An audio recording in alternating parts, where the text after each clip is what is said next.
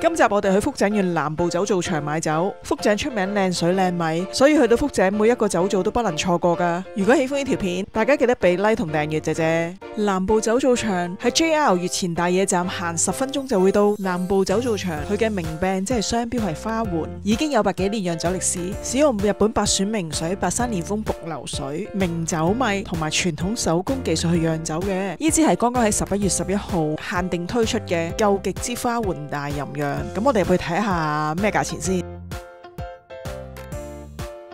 佢呢個牌咧都寫住係鑑評會特別試入啦。我哋入鋪頭睇下有咩酒賣啦。推介大家如果經過酒造，不妨入去睇一睇，有啲數量限定嘅或者狀元限定嘅酒要當店先買到。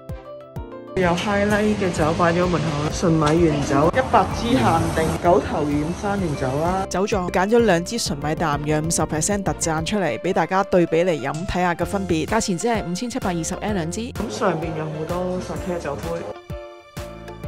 個櫃裏邊就有生酒，咁跟住個雪櫃啦，全部都係花環13費純米。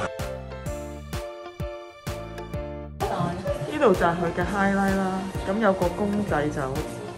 櫃頂呢幾支就係花環最頂級嘅清酒啦，價錢由6000 N 至15000 N。我就買咗漫畫酒東京復仇者聯盟加數量限定嗰2支七遊衛門同究極。今條片到呢度，謝謝收看。如果大家喜歡嘅話，記得 comment、like and share 同訂閱。Thank you。